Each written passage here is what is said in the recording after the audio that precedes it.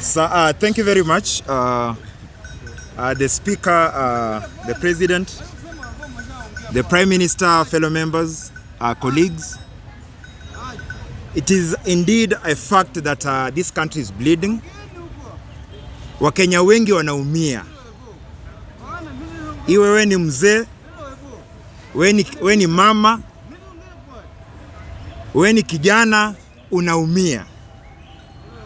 Kwa hivyo nimeona ni vyema sana kwa njia ya kupata suluhisho niongee na wale ambao tunawaita the majority population, the majority of Kenyans, those who make up 75% of this population of this country, the people who can bring the change we want, for us to end the extrajudicial killings, for us to end land grabbing, for us to end corruption and any other malice in this society.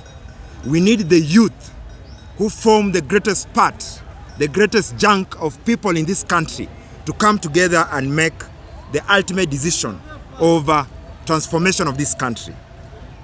Allow me then to address you as a fellow youth, as one of you, and as a person who cares deeply for the greater passion of this country.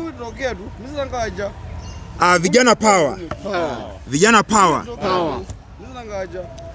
Times without number, the youth have received a raw deal. In the June 2024 protests, we were told to be leaderless and partyless. But as much as you are told to be leaderless and partyless, there is something that you are not told. And this is what I want to tell you today. We were never told that Rex Masai, Eric Shieni, David Shege, and the list goes on to more than 50 confirmed lives will be lost. Post and even during the post-election, the post-finance bill demos that we had in June 2024. But I often ask, why did they have to die? Why did we have to lose lives? Why did those who lost their lives have to die?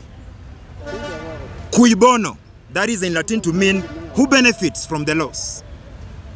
Who benefits from the loss of the more than 50 lives that we lost in June 2024? That is something that still lingers in my mind. It is now more than a year since their epitaphs were scribed, since their deaths were dramatized with the candle lightings, branded t-shirts, and even radical online activism, which has since died. But I dare ask, if Rex Masai or any of those who died were to wake up today, will they be proud that they really died for any cause? Will they be proud? Because we are still leaderless, we are still partyless. That is despite being more than 1 year since they lost their lives. Thanks to Inject Party, Morara Kebasi is now a carpenter. Let's hope he will be accepted as the father of Jesus. Thanks to Kasmuel, after all the bickering, he chose mentorship under the Enigma, who is now in the shadows. Thanks to Mercy Tarus, I think she chose a scholarship over online activism. And still one question lingers. Did we achieve anything, the youth? Did we achieve anything by being on the streets on June 24th? Post the finance bill protests? Did we achieve anything? That is the question that still lingers in my mind. In recorded history, nothing, absolutely nothing, comes from leaderless and partyless movements or formations. Therefore, the so-called Gen Z movement is an illusion, a utopian fairy tale, just something that is there in oblivion. It only looks good on X and maybe TikTok. But beyond that, it is just something that is laughable. Now, allow me to tell you what you can achieve through collaboration. I mean the youth, elders, the young, each and every person in this country what can we achieve? And I'll give you practical examples of people who are still alive, people who have not hit their immortal end. I'll give you examples of youth who have made it, and I'm sure there are so many other examples, but this is just a limited list to that effect. Maurice Mbesa was able to invent the first African flying taxi at just 29. That is a Kenyan. I think you all know about Nikita Kering. She first came to the limelight in 2012 after she sang with Emmy Kosgei. She was only 10 then. Think of Caliph Cairo, regardless of what the media says. Think of the Pluto. Think of Purity Ngina, the person who was able to get a PhD at 28. Think of Asia Nasenya, the TikTok queen. Think of the budding Trevor and Mungai Eve. Think of Elsa Majimbo. Think of Sylvia Gadhoni, the one who is known as the Queen Arrow. Think of Bolo Bespoke and Mueni. And of course, all of us included here. I mean, our able leadership, all members, and even those who are behind the camera. The list is endless.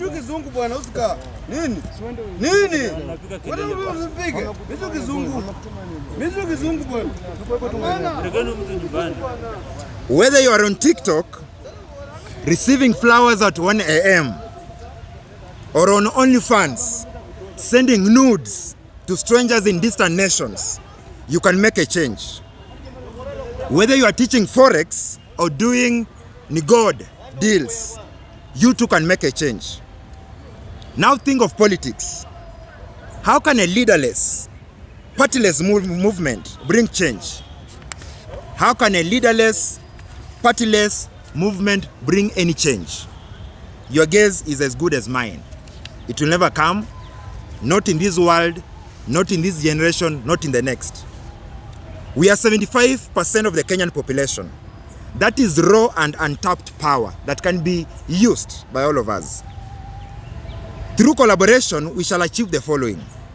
We shall be able to replace dying in protests with actually killing the monster of bad leadership in this country. And perhaps our ladies, when they go for those solo dates in Diani, they'll be able to give us, or at least tag their photographers. We must be able and pledge against the naysayers, the pundits who slice and dice us into meaningless identities, because we live in one beautiful country called Kenya. We dance to Sauti Sol together. We follow C.S. Miano's yoga routines on X. We watch Eliud Kipchoge break the 2-hour mark together as a country. We laugh at Karen Nyamu at times as she updates her WhatsApp status or during the live Senate sessions. We celebrate Faith Kipyegon as she laughs on the finishing line. And at times we also watch as Obina competes Khalwale on who replaces the man who had so many children in this country. So I'm daring all the youth, each and every person in this country, from Loima Hills, that is in Turkana, to Shimoni Caves in Kwale, from Lake Namlolwe, not Lake Victoria, it is Lake Namlolwe in Kisumu, to Garibatula in Isiolo. I'm daring all of you, and I'm pledging to all of you that we must pledge once again to collaborate regardless of when we are born, our identities, to work together as a country, because come 2027, it won't be about the Gen Zs, the elders, the young, or even the millennials, or even the boomers, or any other identity. It will be about your vote, and by voting in the right leadership for us to end the menace in this country. Thank you very much. This has been read and signed by Mungata Acadius. Thank you.